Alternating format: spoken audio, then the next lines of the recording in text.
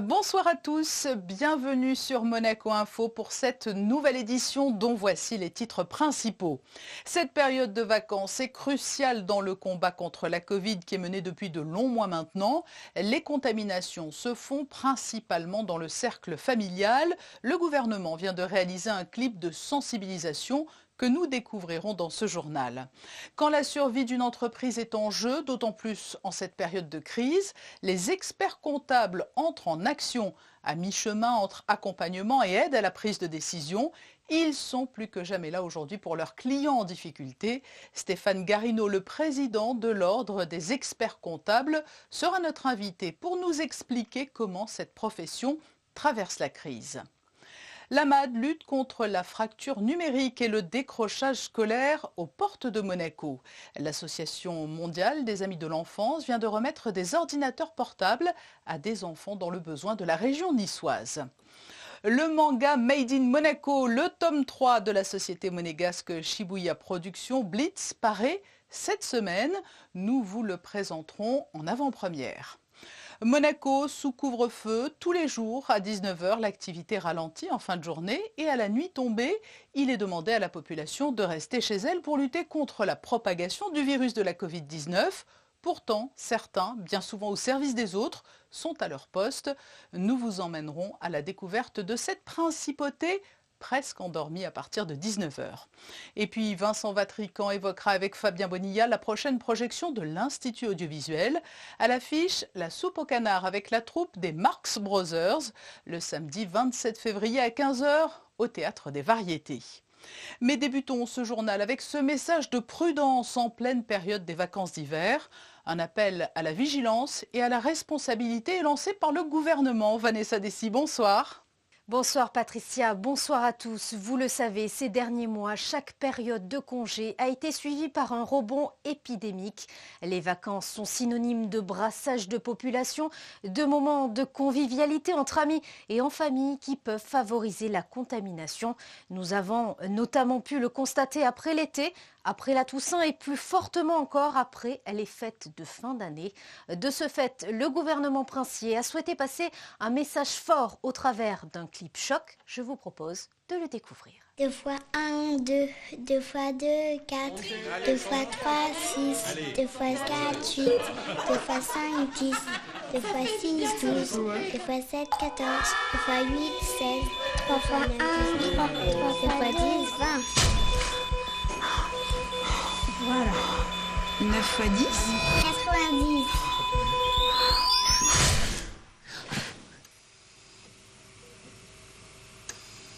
Avec les nouveaux variants, les cas Covid se multiplient plus rapidement. Restons vigilants. Freinons ensemble l'épidémie.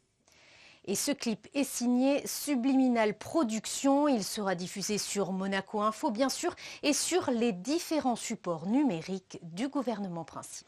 Dans la continuité du programme Extended Monaco et afin d'accompagner la relance économique de la principauté, le gouvernement met l'accent sur la nécessaire interaction entre économie et numérique avec un plan spécifique. Ce plan s'appuie sur la mise en place d'un fonds de soutien appelé Fonds Bleu, visant à favoriser la relance économique via le numérique. Ce fonds répond à 3 objectifs: développer la maturité numérique des entreprises monégasques, promouvoir un écosystème favorable à l'économie numérique et enfin soutenir la filière monégasque des services numériques aux entreprises. Dans ce cadre et sur ce principe de cofinancement, le Fonds Bleu accompagne les projets de transition numérique. Les dates sont arrêtées. La 3e rencontre des sites historiques Grimaldi de Monaco aura lieu les samedis 26 et dimanche 27 juin. Pour rappel, depuis 2018 et suite au souhait du prince Albert II, Monaco Interexpo organise les rencontres des sites historiques qui mettent à l'honneur les territoires qui ont un passé commun avec la principauté. Le temps d'un week-end en juin, ces rencontres offrent l'opportunité aux sites historiques de présenter aux visiteurs de la place du Palais l'histoire qui les lie à Monaco et la dynastie des Grimaldi. Pour cette 3e édition, le souverain a souhaité que soit reçu en principauté des sites historiques des Alpes-Maritimes, du territoire de Belfort et du département de la Manche. Soutenir les entreprises pour assurer leur pérennité, c'est un peu le credo de la profession des experts comptables. Dans ce contexte de crise, plus que jamais, il faut accompagner les entrepreneurs dans leur gestion et dans leur démarche. Le président de l'Ordre des experts comptables est avec nous. Bonsoir Stéphane Garrineau. Bonsoir. Comment votre profession traverse-t-elle la crise ? Effectivement, on a une période très difficile à la fois dans l'accompagnement de nos clients, qui reste notre ADN, être à proximité de nos clients pour les aider le mieux que possible à traverser cette crise qui malheureusement commence à durer plus longtemps que ce que l'on aurait pu anticiper il y a maintenant un an. Et nos cabinets eux-mêmes, effectivement, qui doivent réapprendre le métier, une nouvelle organisation avec les équipes en télétravail, avec des outils nouveaux. Donc tout ceci rend extrêmement difficile l'accomplissement de nos tâches récurrentes, mais nous sommes un peu les soignants de ces personnes morales, des entreprises, et donc nous devons être à côté d'eux coûte que coûte. Le télétravail, par exemple, a-t-il été plus facile à mettre en place dans votre profession ? Elle est plus facile à organiser parce qu'on travaille déjà beaucoup à l'appui des outils numériques, de la numérisation des documents que l'on doit traiter ou des travaux à distance que l'on peut faire avec nos clients et qu'on avait déjà organisés préalablement à la crise. À l'heure où Monaco est pleinement engagé dans une vaste transition numérique, le numérique est le nouvel allié de votre profession. Le maître mot, c'est la dématérialisation aujourd'hui ? La dématérialisation, effectivement, et peut-être un peu le traitement automatisé d'un certain nombre d'informations. Donc si certains pouvaient éventuellement traîner les pieds avant la crise, ils ont été contraints d'accélérer la transition. Et nous sommes, au sein de l'Ordre des experts comptables, le Conseil de l'Ordre, très moteur sur le sujet, très proche de l'équipe de Frédéric Genta, pour essayer d'être aussi moteur dans la mise en place d'outils de dématérialisation et de transition numérique pour toute la profession et nos clients.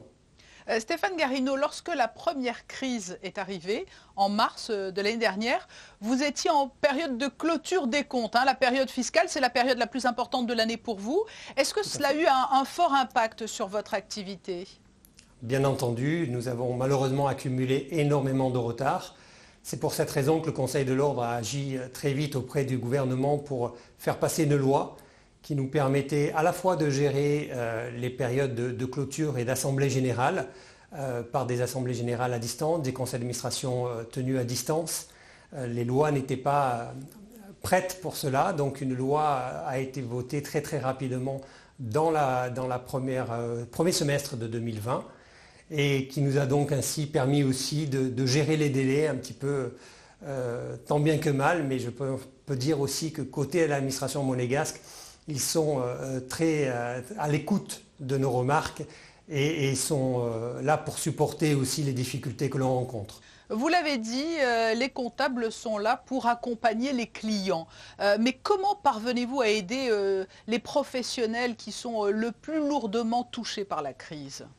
Alors, c'est la grosse difficulté que l'on rencontre tous, c'est l'inconnu. Et quand on est face à l'inconnu, on doit faire des simulations. Que ce soit des questions sur les impacts d'un plan de licenciement, le coût d'un plan de licenciement, le coût du maintien de l'emploi, les budgets, les évolutions du chiffre d'affaires, les évolutions de la trésorerie. Donc on est là en permanence, à la fois pour interpréter les lois et pour essayer d'accompagner l'entrepreneur dans ses propres simulations, dans toutes les questions qui se posent en fonction de l'impact des décisions qu'il pourrait prendre en fonction de l'évolution de son activité.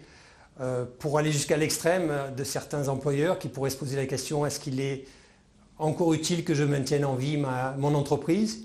Est-ce que son activité existera toujours après la crise ? J'imagine que les opérations habituelles ont dû être alourdies aussi par les demandes d'aide gouvernementale qu'il a fallu déclarer ou justifier ? Effectivement, nous avons une charge de travail qui a été alourdie par toutes les aides, pour l'obtention de toutes les aides, tous les documents à compléter, tout ce qui a été fait un petit peu dans l'urgence. Mais là aussi, c'était pour un impact positif, donc on a été très très très présent.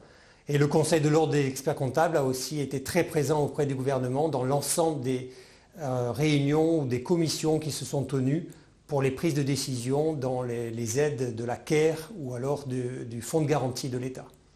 En conclusion, Stéphane Garrineau, les experts comptables sont en quelque sorte les médecins généralistes ou les confidents des entreprises. C'est comme cela que l'on pourrait caractériser votre profession ?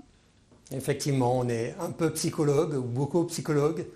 On est un peu les médecins effectivement de ces personnes morales, de ces entreprises et donc de leurs dirigeants. On est là pour maintenir en vie le maximum les entreprises pour une reprise que l'on espère maintenant la plus rapide possible. Et puis on est surtout là aussi auprès de nos salariés qui passent des moments aussi très difficiles. Et on est là pour les aider à maintenir la pression qui vient à la fois des clients et de l'environnement dans lequel on évolue aujourd'hui. Stéphane Garrineau, président de l'Ordre des experts comptables de Monaco, merci d'avoir répondu à nos questions.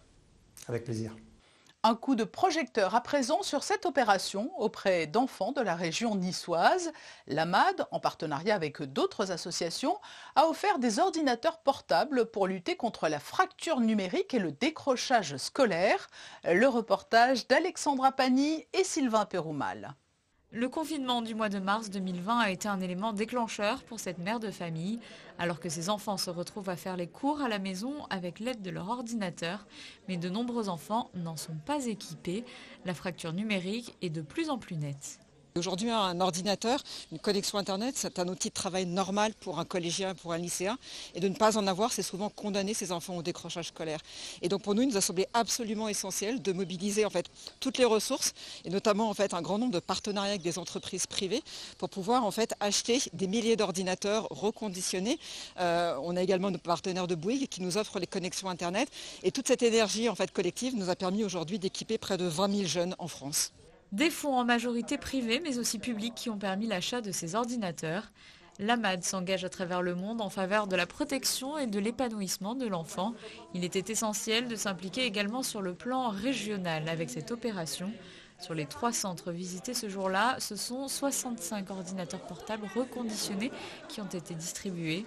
Un outil important qui est accompagné également d'une connexion Internet et de 2 heures de mentorat par semaine assurées par des étudiants pour chaque enfant. L'action de l'AMAD prend en charge plus de 220 jeunes au niveau de la région PACA. Et ces jeunes vont bénéficier d'un programme de mentorat pendant 1 an. Pendant 1 an, un mentor va être en relation avec chacun de ces jeunes-là pour le suivi de l'éducation, mais aussi pour des sorties, pour travailler sur la confiance en soi de ces jeunes-là, les ouvrir à d'autres perspectives, faire des sorties. Et c'est quelque chose qu'avec la fondation Break Poverty, de soutenir localement cette initiative pour pouvoir la documenter, pouvoir ensuite la dupliquer au niveau national. L'un des centres visités ce jour-là est SOS Village d'enfants situé à Carros. Ils sont 17 villages en France de ce type. Leur objectif, recueillir les enfants placés par fratrie pour leur assurer un avenir et leur permettre de grandir ensemble. 22 ordinateurs ont été distribués aux jeunes âgés entre 10 et 20 ans. Ils sont enthousiastes, ils trépignent, voilà, je les ai vus tout à l'heure en arrivant, oui, ils ont hâte de recevoir leur ordinateur et voilà, ils étaient déjà en train de se dire tout ce qu'ils allaient pouvoir faire avec celui-ci. Alors il y a bien sûr des éléments très scolaires en lien avec l'école et puis il y a aussi des éléments un peu moins, voilà, on est en vacances en ce moment ici, donc par exemple les jeux, les réseaux sociaux et puis garder aussi le lien avec leurs parents, c'est quelque chose qu'ils ont pu dire ce matin, ça va leur permettre ça également. Les enfants de l'aide sociale à l'enfance sont plus souvent touchés par des phénomènes de décrochage scolaire ou d'exclusion. À l'âge de 15 ans, ils sont 3 fois plus fréquemment déscolarisés que les autres enfants. Une opération comme Réussite Connectée permet de réduire cette fracture et leur donner une même chance pour un meilleur avenir professionnel. On en parle de plus en plus au cinéma, en streaming ou en manga. Les échecs sont partout. Cédric Biscay de Shibuya Productions nous présente le 3e opus du manga Blitz, où l'on retrouve nos héros Tom et Harmony. En fait, on continue le tournoi qu'on avait commencé dans le tome précédent. Donc, nos héros retrouvent quelques personnages qu'ils n'aiment pas trop, on va dire. Donc, s'ensuit pas mal d'échanges un petit peu houleux, perte de concentration, ce qui est un petit problème pour les échecs, on le sait. En fait, c'est la suite. Hein. On se souvient que Tom essaye quand même de draguer Harmony depuis l'origine et qui s'est mis aux échecs pour arriver à son but de se rapprocher d'elle. Donc voilà, il y a toujours toujours cette histoire en toile de fond et qui est le prétexte justement à toutes ces parties. Moi j'ai déjà créé une très grande partie du scénario. C'est-à-dire pour info, là je suis en train de finaliser le tome 6 alors que voilà, on sort le tome 3 à la fin de la semaine. Il faut travailler dur, on redémarre fort. On redémarre fort. Prometteur, Cédric Biscay, l'éditeur du manga Blitz, répondait aux questions de Juliette Rappert. Nous retrouvons Vanessa Dessy pour un nouveau point info avec cette idée de sortie et un spectacle qui a envoûté le monde entier. Il sera bientôt donné au Grimaldi Forum. Oui, le rendez-vous est pris le 6 mars à 15h. Il s'intitule You and Me dans le cadre d'une tournée. Ce nouveau spectacle est à la fois amusant, mélancolique et drôle. Sans mots ni musique, cette pièce représente d'une manière inimitable des scènes de la vie quotidienne. Divertissant et touchant, des centaines de personnes pourraient bien s'identifier. Le prix de la photographie environnementale de la Fondation Prince Albert II de Monaco est lancé. Oui Patricia, et un lancement effectué à l'occasion de son 15e anniversaire. Le concours international de photographie est en partenariat avec la Barclays Bank et Monaco Digital. Le thème choisi, Hommes, faune sauvage, destin croisé, territoire partagé.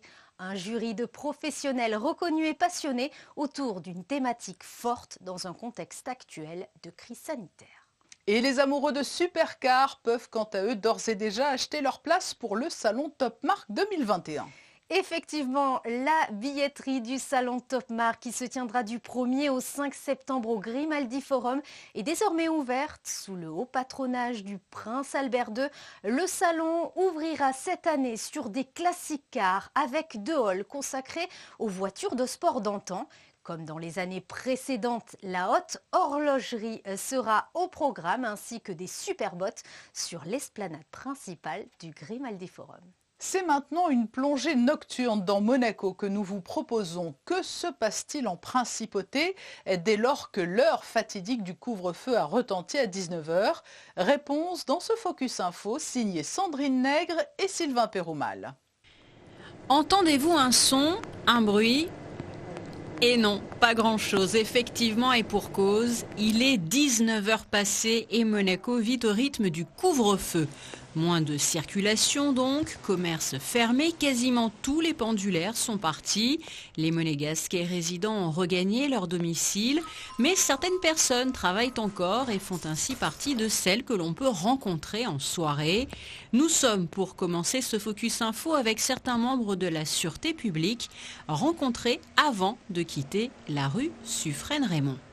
Donc là, on va effectuer une ronde de pédestres de surveillance sur le quartier de la Condamine, donc pour faire respecter les mesures en vigueur. Donc là, en l'occurrence, le respect du couvre-feu pour les personnes, donc à savoir 19h, 6h du matin. Ensuite, pour les établissements de nuit et les établissements donc, de bouche, l'interdiction pour ces établissements d'ouvrir, sauf ceux qui exercent une activité de livraison. Ces livraisons peuvent se faire jusqu'à 21h. Donc ça c'est la deuxième chose. Et ensuite la troisième chose, on va vérifier donc le port du masque si des personnes sont amenées à sortir pour des raisons impérieuses. Amende de 100 € pour non-port du masque, 300 si récidive. Si dans les 30 jours la personne est pour la 4e fois en infraction, l'amende sera plus lourde car il s'agit d'un délit. Elle s'expose à une garde à vue. Il y aura donc peine correctionnelle. La ronde s'est très bien passée, donc là on a terminé. Donc on a rencontré des personnes qui soit finissaient leur travail, donc qui étaient autorisées à circuler après le couvre-feu, donc de 19h, ou des personnes qui avaient un besoin impérial, donc des personnes qui se rendaient soit chez une personne vulnérable, donc pas de problème, il n'y a pas eu de verbalisation. Ensuite là, de toute façon, il y a l'équipe de nuit qui va continuer le travail, qui va continuer les vérifications, notamment à l'aide de la vidéosurveillance. Si besoin, les équipes interviendront. Bon, rentrez bien. Merci, messieurs. Bonne soirée. Au revoir. Peu avant 20h, autre constat qui est sans appel, peu de piétons aux arrêts de bus, oui, mais la compagnie des autobus de Monaco poursuit sa mission, celle de servir le public, y compris après le couvre-feu. Les bus de nuit ont été supprimés, mais plusieurs bus sont encore sur les routes jusqu'aux environs de 21h30. pour permettre aux usagers de rentrer chez eux. C'est aussi une obligation de bon sens, je dirais, puisque nombre de personnes quittent leur emploi après 19 heures, notamment les personnes qui sont dans le service public ou dans certains commerces ou sociétés qui travaillent la nuit. Offrir cette possibilité de transport à Monaco, c'est une évidence. Entre 19h et 21h30, il y a encore 68 départs qui sont effectués sur les lignes régulières. Aujourd'hui, la fréquentation a considérablement baissé donc en journée, puisqu'on est à moins 30% environ. Mais le soir, c'est encore une baisse encore plus significative, puisqu'aujourd'hui, dans chaque autobus qui effectue un départ, on a moins de 4 personnes entre 19h et 21h30. Les vélos Monabike qui sont ouverts toute la nuit, eh bien, entre 19h et 5h du matin, on a en moyenne en ce moment 16 déplacements seulement. Merci beaucoup. Merci à vous. Merci. Bonne soirée, au revoir. Au même moment, toujours dans le quartier de la Condamine, une valse de livreurs de repas à domicile se réalise sous nos yeux. Très sollicités, ils viennent récupérer les mets commandés à distance par les clients. Alors dans une soirée comme celle-ci, comme il pleut et c'est un vendredi soir, donc c'est une soirée où les gens commandent beaucoup, on a entre 6 et 8 livreurs, ça dépend des soirées. Voilà. Et on fait environ une moyenne de 70 commandes par jour. On doit fermer à 21h. À 21h, toutes les commandes doivent être terminées. Parfait. Voilà. Merci beaucoup. Merci. Bonne soirée. À vous aussi. Autre corps de métier représenté de nuit après 19h sur le sol monégasque, celui des infirmières et infirmiers libéraux. Nous retrouvons Céline Hainaut. Elle doit retrouver une personne âgée.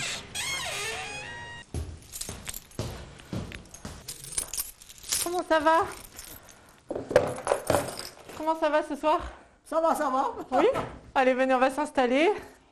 Vous avez passé une bonne journée? Ma femme, je suis sortie. Oui? Vous êtes allé où? Elle est venue me chercher.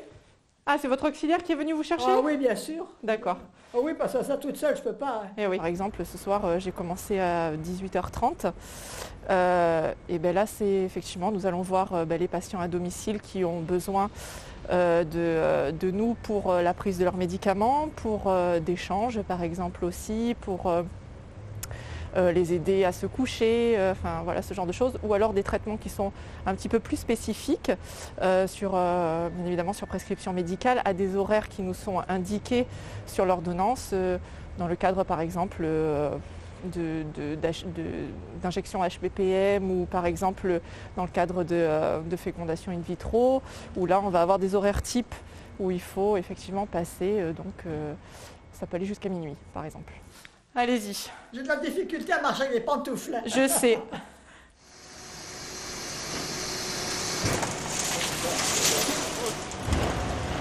Pour eux non plus, le couvre-feu n'a pas d'impact. Dans le quartier de Fontvieille, les employés de la société monégasque d'assainissement sont à pied d'œuvre. Jusqu'à 1h du matin, ils vont procéder à la collecte des déchets. Pour nous, rien n'a changé, sauf qu'on commence toujours à travailler. Et ce qui tombe bien, c'est qu'on commence à travailler à partir du couvre-feu. Voilà. Donc 18h30, un briefing, et 19h, quand tout le monde rentre à la maison, nous, on va travailler. Tous les quartiers sont couverts, on a 6 équipes. Donc ils s'occupent notamment de tout ce qui est ordures ménagères. Donc ça fait environ 12 personnes. On s'occupe aussi du carton. On a 2 équipes qui collectent le carton en principauté. Tout est balayé. Nous avons ensuite, pour la partie du nettoiement aussi, on a un lavage de bac. On a aussi un lavage de tunnel, aussi une fois par mois, qui est fait le soir aussi.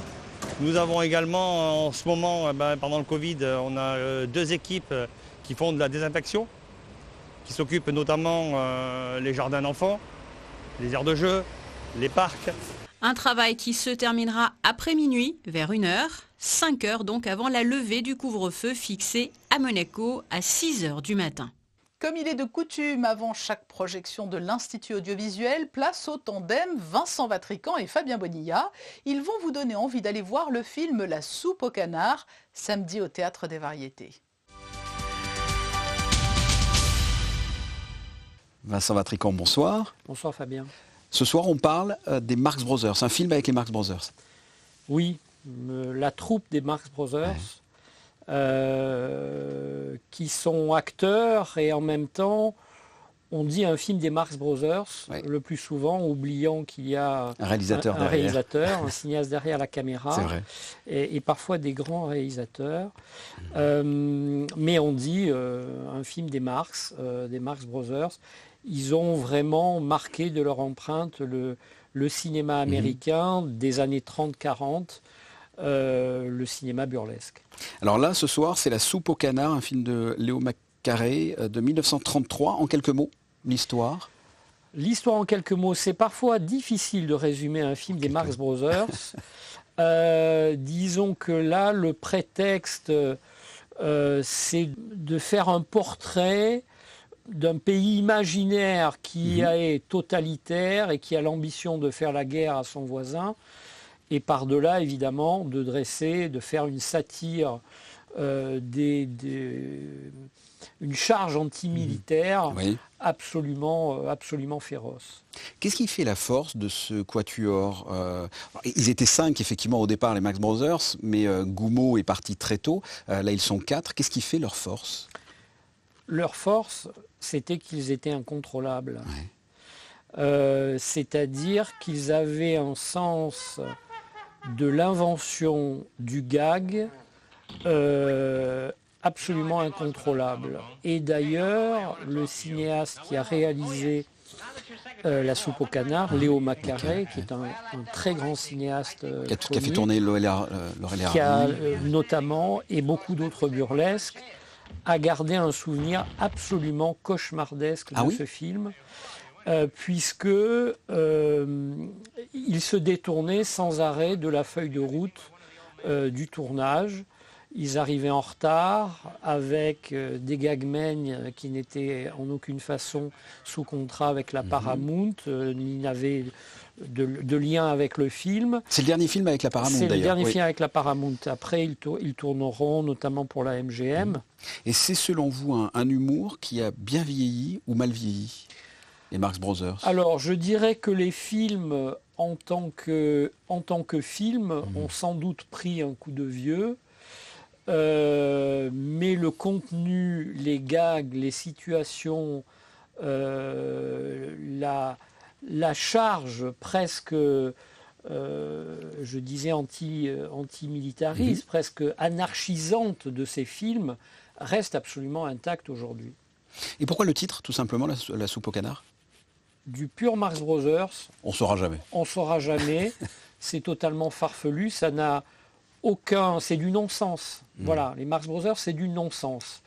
Mais c'est un non-sens qui, par contre-coup, nous fait du bien. C'est-à-dire qu'on peut, grâce à ces films aussi, se libérer, participer d'une sorte de moments où on peut effectivement évacuer le stress, participer à ces élans dévastateurs. Le cinéma des Marx Brothers a un caractère comme ça dévastateur. Je ne vous cache pas que par les temps qui courent, ça peut faire du bien.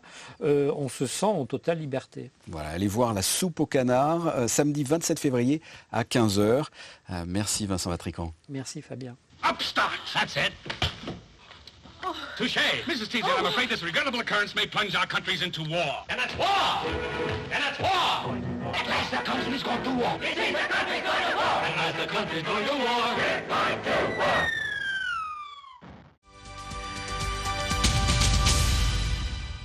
La soupe au canard, 15h au Théâtre des Variétés, samedi. Et tout de suite, le point météo. Le soleil restera-t-il présent ce mercredi ? Oui, le soleil sera bien présent durant toute la journée avec un ciel bien dégagé. À prévoir une légère brise pouvant atteindre 7 km/h. Les températures resteront très agréables. Elles oscilleront de 10 à 17 degrés. Le soleil se lèvera à 7h14 et se couchera à 18h12 et nous fêterons les modestes. Merci Vanessa, nous nous quittons avec la série de photographies du jour avec ces clichés pris par Michael Alési sur les travaux acrobatiques menés sur la falaise du Jardin Exotique. Des travaux qui seront au cœur d'un reportage diffusé demain mercredi dans notre journal de 19h. Très belle et douce soirée à tous.